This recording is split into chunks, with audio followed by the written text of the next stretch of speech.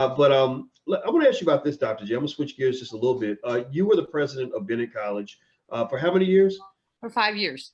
5 years, okay. Which I think is a great service and a unique experience and a job I wouldn't trade for you in a million years. I just got this sense that is a damn tough job to be a campus president. But I want to ask you about something a lot of us have been discussing lately. I don't know if you saw there was this situation in Morehouse. A viral video was made where one of the students said that he'd been, sexually assaulted by an administrator. He named names. I heard about it, but I didn't see it. Yeah, it became kind of a Me Too moment at Morehouse, and this is not about digging into Morehouse's business or criticizing them in any way. But it was interesting because you really didn't see, you've seen the Me Too movement kind of hit other places, but it was interesting to see it happen in Morehouse. And basically, the freshman said that there was an administrator whom he claimed had just sort of said and done a lot of things that were inappropriate toward him, sexually, etc.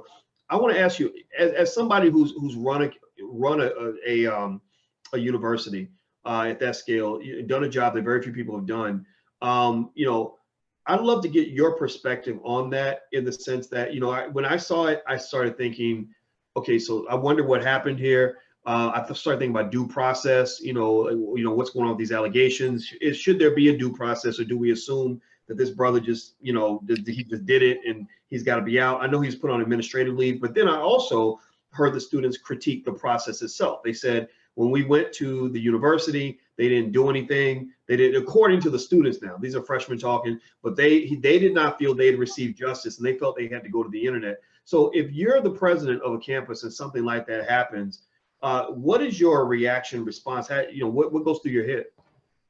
Ooh, that's a hard one, because first of all, people are people. So this is not an HBCU issue. This is going to happen, sexual harassment, that kind of thing, sexual misconduct. It's going to happen anywhere where people are people. It's the job of the leader to have a zero. I had some problems, but I had a zero tolerance. There is zero tolerance. Staff does not hit on students. Faculty does not hit on students, period, in the conversation. There are no exceptions. There are no footnotes. And you put that out there, you do the requisite number of trainings, you make sure that you have town halls, and you make sure you have an ombudsman or someone that people feel free that they can come to.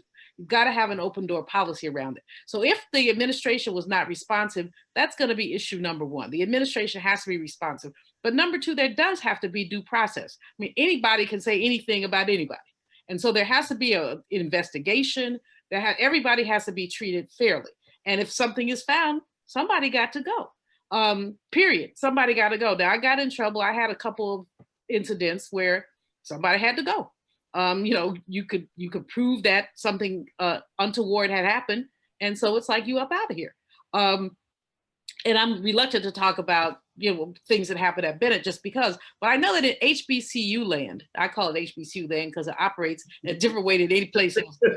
HBCU, we have to be especially careful. First of all, because the majority of media loves this kind of mess and uses it to sort of say, well, gee, we really don't need these HBCUs. Yes, we do need HBCUs. But whether it's an HBCU or a PWI, we cannot have our young people be prey. We have to be clear that our young people are to be protected. And therefore, again, it's up to the leader to set a tone, to have faculty and staff training, as well as student awareness about, for faculty, no, you just can't do it. I mean, I had someone tell me once, well, she was 25. I don't give a bleep.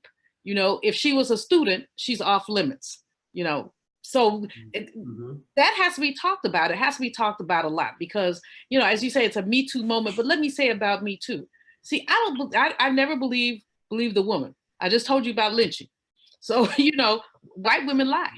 And so if white women lie, other women can lie too. So you don't always believe the victim. You've got to do an investigation because we know how incendiary these kind of allegations are.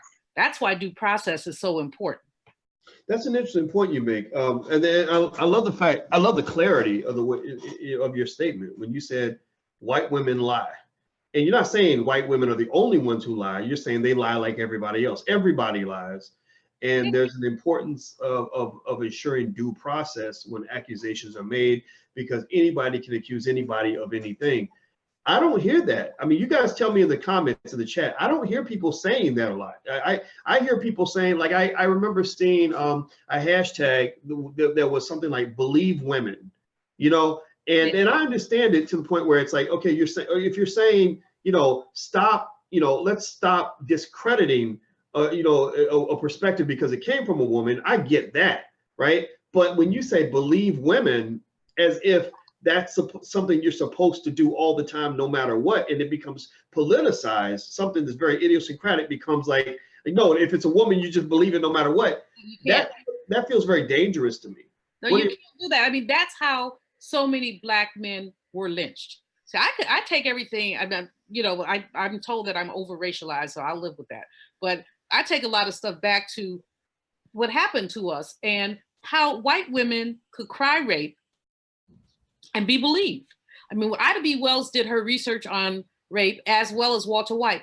Fewer than a third, Walter White says 28%, she said up to a third of rapes had anything to do, I mean, of lynchings had anything to do with rape. Fewer than a third.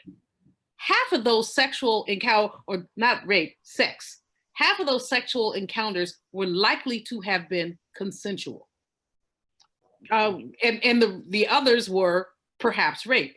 In the consensual cases, when a white woman was busted with her Black lover, given the social constraints, what would she say? Rape. There was one case, Boyce, I was reading it in the Library of Congress. I mean, they're very tolerant of me because sometimes I read this stuff and I'm sitting there reading, I'm like, oh shit. You know, one time I was holding the desk, I'm like, Sookie now. The guy came back, he's like, Dr. Malveaux, please, just lower your voice. I'm like, I need you to read this. Like, ma'am, just chill out. But this one particular case, Ida B. Wells recounts. Young white woman in her 20s, she was a widow, so she owned some property, which made her attractive to a lot of white men. To people, she owned property. I don't know, physically, they say she was attractive also. Brother, Black men at that time, you didn't have jobs. Often you were itinerant, you were a farm worker, you were a handyman. So he would walk down the highway or the road and offer his services to people to fix their fence or do whatever. So she was a widow. She didn't have anyone to help her. He started helping her. The next thing you know, they doing something. White people suspected that they were doing something and kept asking both of them, and they both denied it, of course, because this was, you know, in the early 20th century where Black men and white women did not do anything. Well, one day, the white people broke into their house, the girl's house, the woman's house, and found them in bed together. Whoa. Girlfriend says rape. So they tie him up to burn him alive. They did a lot of burning alive. We don't hear a lot about that. But they made baby girl strike the match. He said to her, darling, would you do this to me after all I've been to you? And she struck the match anyway.